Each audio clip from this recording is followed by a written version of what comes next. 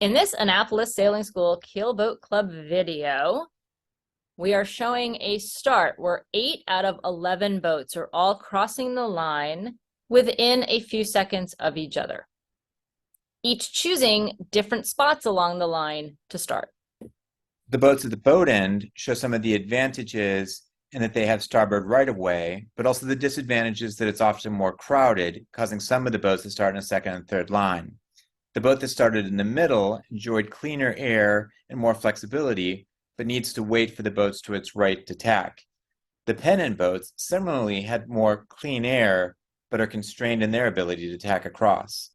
Shortly after this start, as we freeze the video, you can see that the dark green boat in the furthest spot away has a lane of clear air, as does the pink boat ahead of a pack of 4 boats.